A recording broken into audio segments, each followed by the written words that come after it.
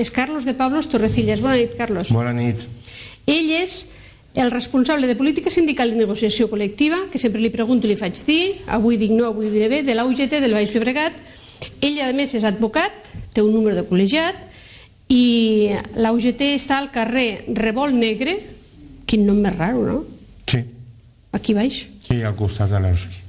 Número 12 de Cornellà. Si vostès tenen alguna pregunta que fer respecte al tema de la UGT, doncs se poden adreçar a la UGT, que està al carrer Revolt Negre 12, i que el seu telèfon és 93 261 18 18.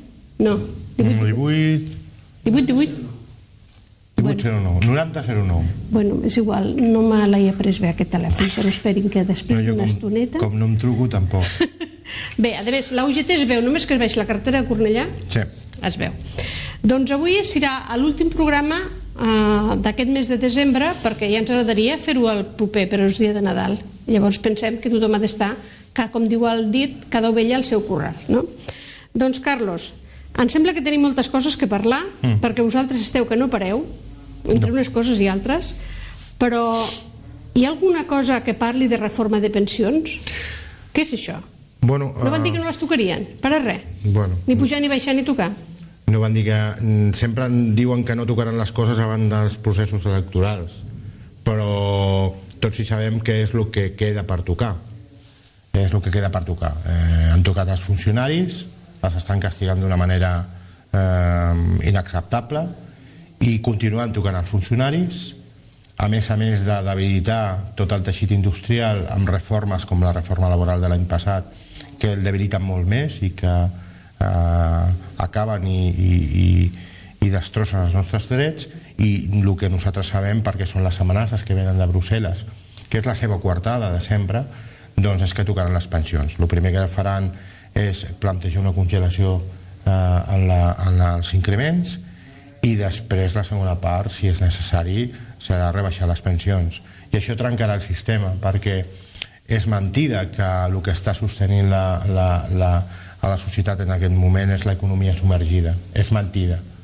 La veritat és que una de les fórmules que ha trobat la nostra societat per aguantar l'empenta tan dura de la crisi és el recolzament a les famílies dels pensionistes. Si ara toquem les pensions, doncs jo no sé com sortirem d'aquesta, però bueno, potser ja és la darrera agressió definitiva que fa que la gent definitivament planti cara a tot aquell model que ens estan plantejant des dels governs i des dels sistemes financers. Així tu creus realment que el tema de la reforma de les pensions, que no sé si reforma o retallada de les pensions, serà la pauta que marca Brussel·les com a la resta de països que han fet? Per exemple, a Portugal van retallar les pensions? Sí. A Itàlia també va produir això? Itàlia no ho tinc clar, a Grècia ho han retallat tot. El problema, a més, és que sempre que n'hi ha hagut reformes en aquest país, sempre les reformes han vingut des del diàleg. Al final, potser no hem tingut acords i hem tingut de plantejar vagues generals, i ho hem fet, però el que tenim ara al davant és un model de no negociació i no diàleg i de fer les coses. És a dir, nosaltres hem de governar, tenim la responsabilitat de governar, per ells la responsabilitat de governar és retallar drets, i farem el que faci falta. I aguantarem el que ens fiquin a sobre i ho farem. I no hi ha diàleg, no hi ha possibilitat de fer res. Això ens porta al carrer i el que hem tingut en les darreres setmanes és tancaments de col·lectius de pensionistes, i ells mateixos ja des del primer moment estan plantant cara a totes aquestes amenaces, i en certa mesura hi ha realitats. Ahir va haver-hi una manifestació, em sembla, convocada a totes les capitals de província de l'Estat per aquest tema. Una pregunta, Carlos. Es va parlar que havien posat la mà al calaix de les pensions, o sigui, havien agafat diners de les pensions per tapar un altre forat o per fer alguna cosa. Això es pot fer? Perquè sempre deien que això era intocable, no? Bueno, el que controla la caixa, controla la caixa. N'hi ha un exemple molt simptomàtic que va succeir a la nostra societat, i era que fins l'any 2002 els sistemes complementaris de pensions, els plans de pensions de les empreses, els controlaven les mateixes empreses, juntament amb la representació legal dels treballadors en molts casos, o d'una representació específica per a aquest tema, per el tema del control dels plans de pensions. Què va passar? Doncs va passar que en moltes crisis, quan l'empresa tenia problemes, fins i tot a l'hora de tancar i fer front a la seva deuta, agafava els diners de la caixa. I els treballadors i les treballadores ens trobàvem al carrer sense treball, sense diners, sense indemnització, sense salari, i a més havien desaparegut els diners de les pensions. Això va provocar una reforma que va obligar a externalitzar els plans de pensions. Per què? Perquè li vam treure de les seves mans, del seu caix, aquests diners. I des d'aquell moment ho tenien empreses financeres i no es podia tocar. Bueno, clar, aquí treure els diners públics i donar-li a mans privades, això és una barbaritat i no l'acceptaríem. Però sí que hauríem de trobar mecanismes en què els ciutadans i les ciutadanes poguéssim controlar d'alguna manera el poder polític perquè no fes aquestes coses, perquè en aquest moment aquesta és la gran qüestió. La desconfiança del moviment social, sindical, envers els que ens manen, i com faran les coses i què faran amb els nostres diners. Clar, perquè són diners que no provenen de cap lloc, sinó de l'aportació que han fet els treballadors i treballadores i l'empresa també. Doncs vosaltres no teniu previsió de que quan tindran la valentia o l'osadia o la desvergonya, anem a dir-ho així, de tocar això? Nosaltres tremolem el dijous, perquè cada divendres aquesta gent, doncs tota la imaginació que tenen durant la setmana i el seu calendament en els mitjans seus per començar a advertir de com faran les coses, tremolem cada divendres. Ara tremolem pel Dia dels Innocents, que ja no sé si saps que aquell dia surt la famosa llei d'acompanyament on fan tots els canvis d'aquests gruixuts. Per això ha estat potser el canvi que ha fet la Generalitat aquesta tarda, aprovació d'un preu en un impost per les entitats financeres, no?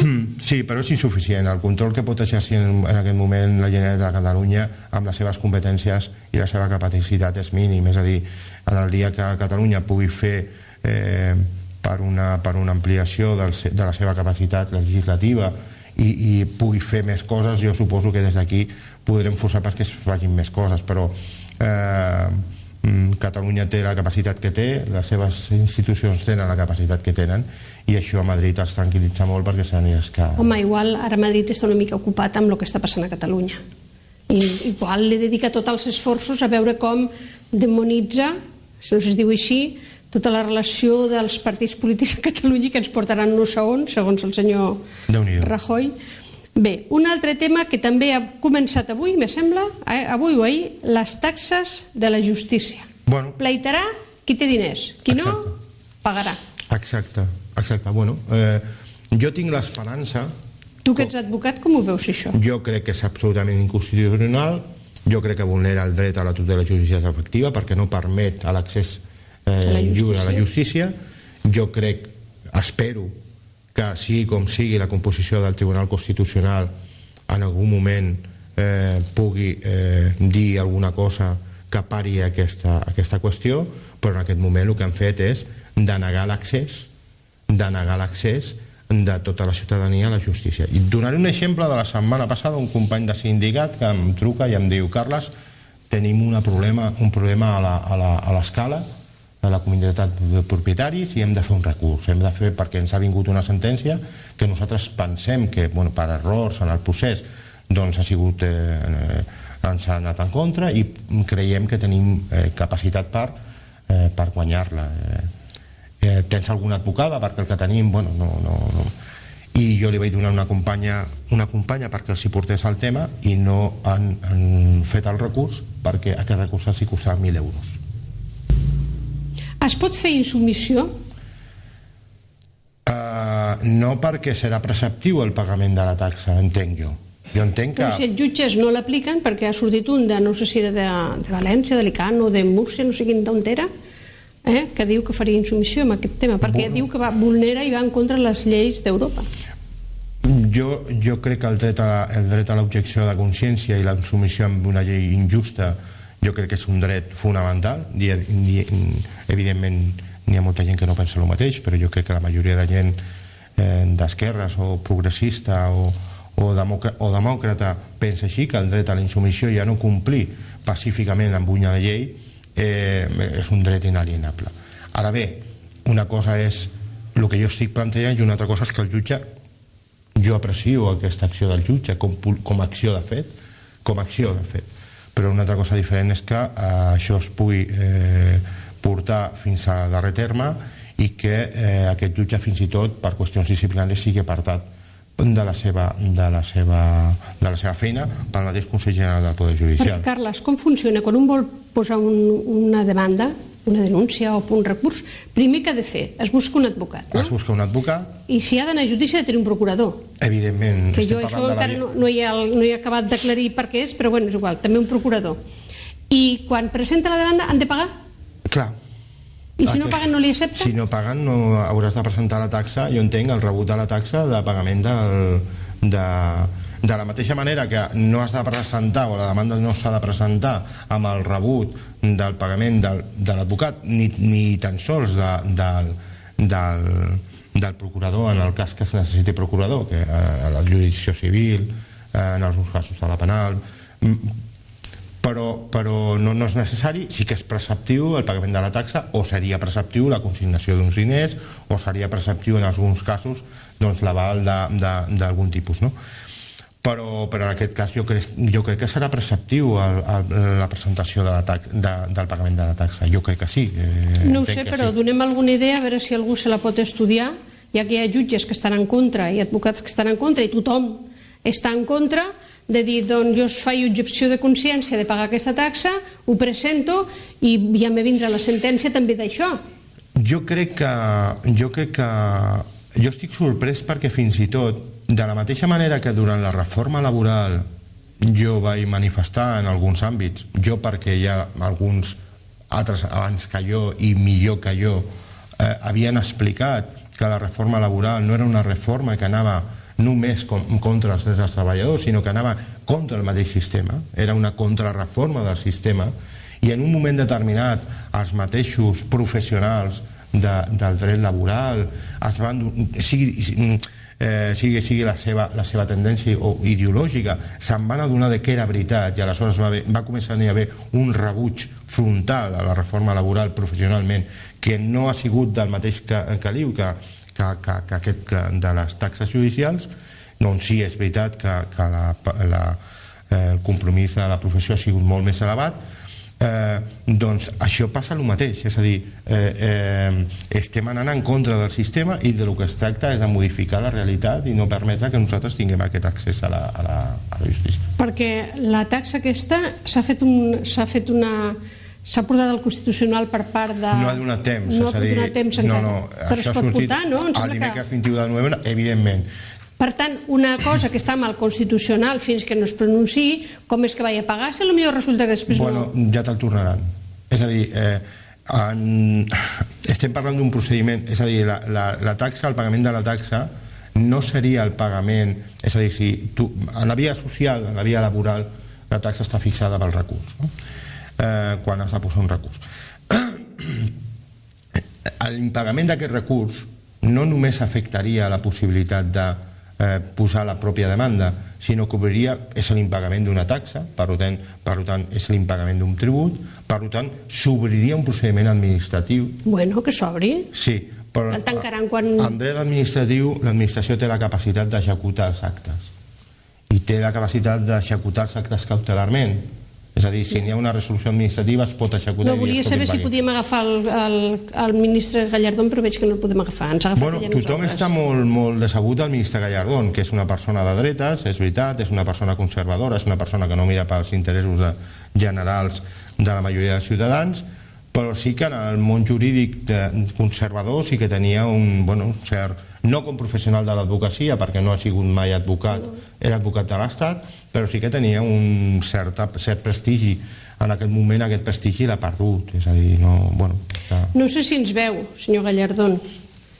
A mi em caia molt bé vostè abans de ser ministre, però ara la veritat és que no em cau tan bé. Què vol que li digui? Ja ho sé que no em veurà, però com existeix la llibertat d'expressió, jo li dic que no m'agrada el que està fent.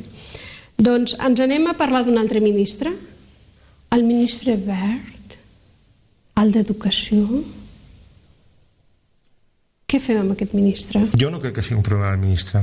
El ministre és qui executa aquesta acció, però és una acció premeditada, és una acció intel·lectualment preparada. Aquest senyor ve d'on ve? Ve d'una institució que està governada pel senyor Aznar. Nosaltres sabem de quina fundació ve. Potser és la FAES. Sí. Mira, la FAES. Si no ho saben, entren a internet i miren què és la FAES. És a dir, estem parlant dels mateixos que quan jo era criu, des dels mitjans de comunicació o des de qualsevol lloc deien que a Catalunya n'hi havia una autèntica opressió i quasi ben bé una guerra civil en contra dels castellanoparlants. Jo soy castellano parlante de naixement, perquè els meus pares són de fora de Catalunya. Aleshores jo sempre he parlat... Jo també. Tu també. I tenies la sensació, quan sorties al carrer, jo me'n recordo un periodista que es deia Antonio Herrero, quan el senties... Antonio Herrero de Miñón? No, Antonio Herrero era un periodista de l'antiga Antena 3, que és l'actual, i molt amic de tota aquesta gent de la COPE, i quan el senties parlar pensaves que a Catalunya estaves en una situació prebèl·lica, és a dir, que ens oprimien i sorties al carrer espantat mirant cap a dalt a veure què passava. És el mateix, a Catalunya no passa res. Però cada ministre ha de fer una reforma d'educació? Sí, aquesta és la... Això no s'entén en cap país, que cada ministre vulgui fer la seva llei. Jo primer crec que a Catalunya nosaltres hauríem de governar la nostra pròpia llei d'educació. Això és el primer. Perquè hi ha les competències delegades. Sí, però no la competència legislativa. No la competència legislativa, estem parlant d'una llei orgànica. És a dir, no tenim aquesta competència. O sigui, quines són les competències que tenim a Catalunya? Tenim les competències d'executar la norma i tenim les competències d'educació, però no tenim la capacitat directa de dissenyar el projecte educatiu. Però ja estava dissenyat, ja estava fet. Sí. I a més acceptat, implantat i valorat. Sí. A què ve ara tornar a remenar... Bueno, és la vendetta. És a dir, nosaltres, el poble de Catalunya, té unes aspiracions, unes aspiracions de tenir un estat propi, uns altres tenen unes aspiracions de tenir més competències, més capacitat de decidir a Catalunya, i n'hi ha hagut manifestacions massives en aquest sentit i jo crec que ens han castigat. Però com afecta? Com ens afectarà la proposta, que és un esborrany, no?, el que hi ha? Com afectarà? Què passa? Que volen reduir les classes de català, volen que no sigui troncal el català, que no s'avalue el català. Què és el que volen? Jo em dedico a la negociació col·lectiva, és a dir, jo ahir nit, com t'he dit, estava signant un conveni col·lectiu, jo crec que un bon conveni que hem signat a l'empresa Semesa de tractament de residus. Jo soc negociador. Jo crec que aquesta, amb la meva opinió, però és una opinió molt particular, jo crec que no és la part, és la part que més vistosa, la part que menys es toca perquè és la part més directa, però jo crec que el problema que tenim és que el català no sigui la llengua vehicular en els col·legis. El català ha de ser la llengua vehicular, és a dir, quan es fa matemàtiques s'ha de parlar en català, i quan es fa, no llengua castellana, però quan es fa història de l'art, o quan es fa religió, o quan es fa... s'ha de fer en català. Jo crec que s'ha de fer en català. L'anglès no s'ha de fer en català, s'ha de fer en anglès, però en les matèries troncals el català ha de ser la llengua vehicular, i això és el que intenten evitar. Volen evitar que això passi a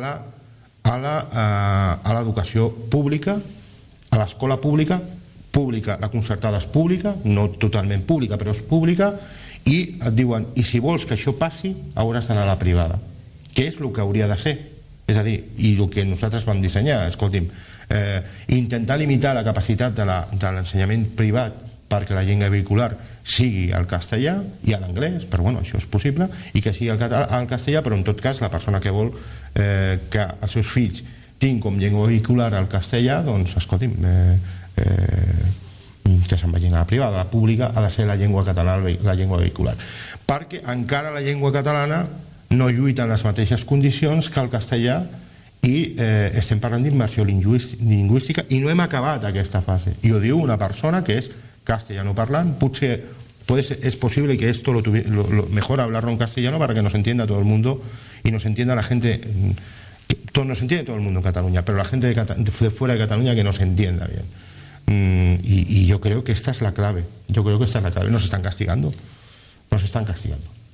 Doncs, senyor ministre d'Educació, no sé si serà molt difícil la data del dret a decidir, però això encara és més difícil.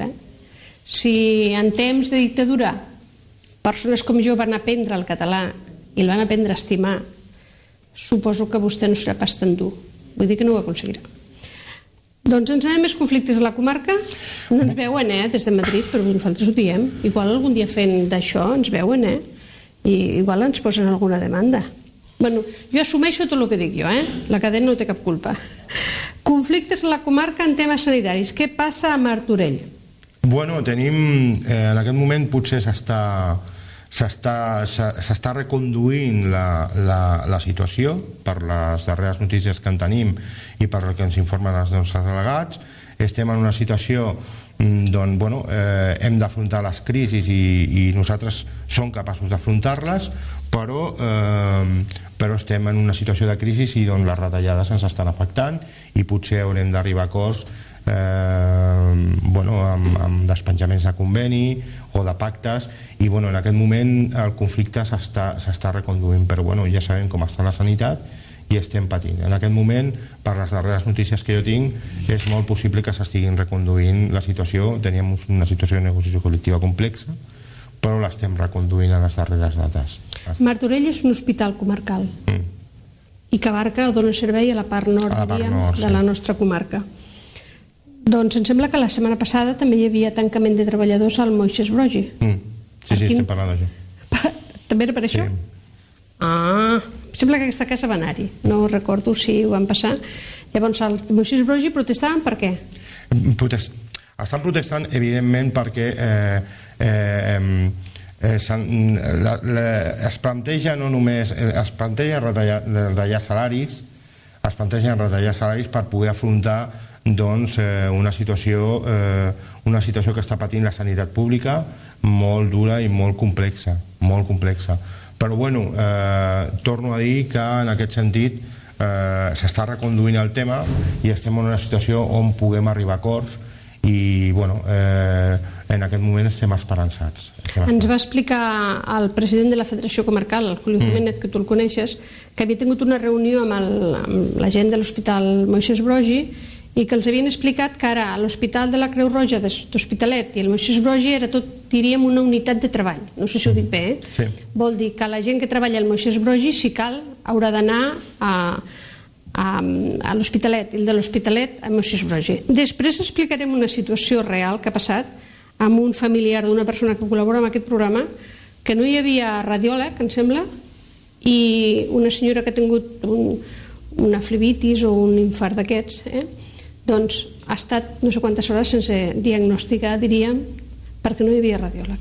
Vull dir que les complicacions que hi ha moltes vegades en l'atenció als malalts, també hem de dir que al que està malalt se li atén, vull dir, no... Però les limitacions són molt fortes, és a dir, el problema que tenim amb el personal sanitari i amb els funcionaris, és a dir, el problema que tenim és que les retallades no només afecten els seus salaris, sinó a la seva capacitat de donar resposta professional, i això és frustrant, i això li hem de sumar les retallades de salari i el plantejament de reestructuració de plantilles, de mobilitats que no entén ningú, perquè és molt important que els professionals sanitaris tinguin una estabilitat en el seu lloc de treball, la mobilitat geogràfica o la mobilitat entre centres de treball amb el personal sanitari no és la mateixa que en un altre tipus de treballador, perquè és molt important que controlin, que coneguin el seu entorn, que coneguin... I això s'ha de tenir en compte. És a dir, s'ha de dir clarament que la sanitat ha de ser deficitària i que l'hem de salvar. Quan qualsevol servei públic. És deficitari per concepte. Per exemple...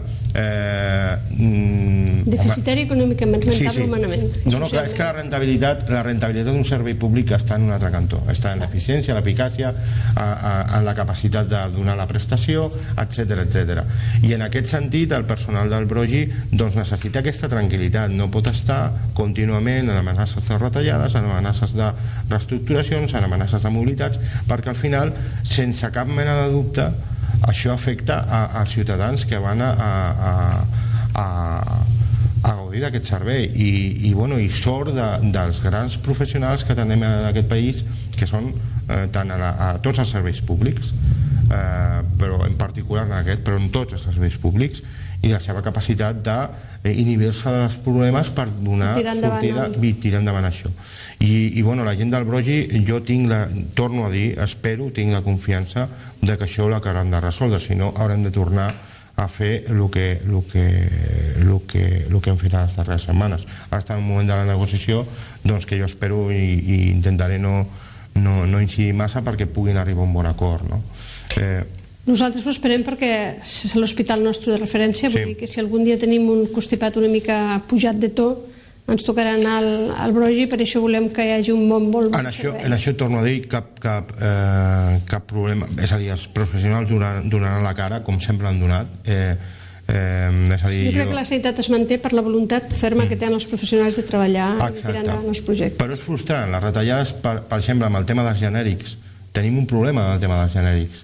Hi ha gent que no se'ls pren, i gent que se'ls pren i que té veritables problemes, perquè no és el mateix, i n'hi ha genèrics que no funcionen, és a dir, s'ha de dir, s'ha de denunciar, no funcionen, i n'hi ha professionals de la medicina que poden dir, no, és que aquest genèric no és que no vagi bé a un grup de gent, no, aquest no funciona, te'l trec perquè no funciona. I compte, això és molt problemàtic. Els professionals, això, saber que en un moment determinat, per decret, per una decisió que prenc un responsable de zona que no coneix el pacient,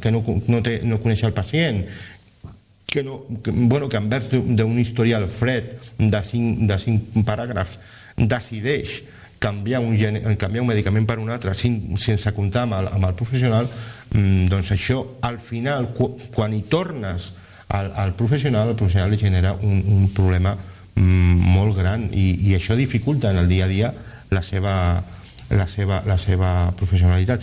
Jo crec que els funcionaris que són objecte en aquest moment d'una persecució absolutament implacable, injustificada, jo crec que el dia que la funció pública sigui, si algun dia arribés a ser la funció pública una funció pública de mínims, ens adonaríem de lo important que és tenir una administració forta, dotada de mitjans i amb capacitat de donar resposta a la gent. Doncs molt bé, Carlos, és l'últim programa d'aquesta temporada. Te volem agrair que ens hagis acompanyat aquell 2012, sabem que ens acompanyareu des de la UGT amb el 2013 i te deixo que t'acomiadis de la teva audiència. De la teva, bueno, de la nostra. Segur que et venen per tu, no per nosaltres. No, venen perquè... Per la casa. No, i perquè és veritat que té molta audiència, és a dir, nosaltres sabem que les televisions locals són televisions de proximitat. I jo faig, i la meva feina és de proximitat, d'estar davant de la gent, igual que la política, diuen que la política més agraïda, no econòmicament, és la política local, la política de proximitat. Sí que és cert que teniu audiència perquè afronteu els problemes del dia a dia i del problema de la gent de la cantonada. I això és molt important i la gent ho veu. Jo no sé com acomiadar-me. Jo l'any passat estava molt preocupat perquè el que venia era fotut, era molt problemàtic. Jo esperava que aquest 2012 comencéssim a remuntar. Això no ha passat. Ha sigut un 2012 horribles. Hem tingut un any on hem pujat l'atur, ha pujat el tancament d'empreses, ha pujat els acomiadaments, un any horribilis, un any on no s'han afrontat els problemes de la crisi com s'han d'afrontar des de la gent, des de sota, pensant en la gent i no pensant en els grans sectors financers no la banca, sinó qui dirigeix la banca. I jo crec que el 2013 tinc el desitge que no sigui així, però serà així. Però espero que si cada dia som una mica més conscients de que hem de canviar les coses i de que és possible canviar les coses, i anem convencent més a la gent de que això ho podem fer, jo crec que sortirem d'això, perquè no ens traurà ningú d'això. Haurem de sortir nosaltres. No vindrà el papà. No, haurem de sortir nosaltres. Jo amb aquest tema del retall de les pensions he de reconèixer que s'ha tornat a pujar en joc una generació, la generació que ens va treure de la pobresa, i una generació molt forta, i que no a nosaltres, perquè ja amb els 40 i pico poc podrem aprendre, però sí les meves filles podran veure que és possible canviar les coses si n'hi ha compromís i ganes de fer-ho. Jo no espero sortir de la crisi, però sí que espero compromís per la gent, i espero que la gent es mobilitzi, que la gent canviï les coses. És possible canviar les coses. Des del dia a dia, des dels sindicats, nosaltres som la seva eina. Com deia el dirigent de la CUP, nosaltres no representem a ningú, a nosaltres, això està molt bé, a nosaltres ens representa la gent, doncs nosaltres som una eina de la gent, nosaltres som patrimoni de ciutadans. La UGT no és patrimoni ni tan sols, no ja dels seus dirigents, que no ho és, ni tan sols dels seus afiliats, ni tan sols dels seus afiliats, és un patrimoni de la gent, està allà perquè la gent ens utilitzi, i estem per canviar les coses i per canviar la societat. Aquesta és la nostra aspiració, i per lluitar per la gent. Espero que aquest 2013 sigui l'any del canvi. El que diuen del 21 és que no és que s'acabi el món, sinó que s'acaba una era. Jo espero que aquest sigui el canvi, que la gent torni a apropiar-se del carrer, que es torni a apropiar de la vida, de les seves coses, i que canviem la situació, perquè l'hem de canviar nosaltres.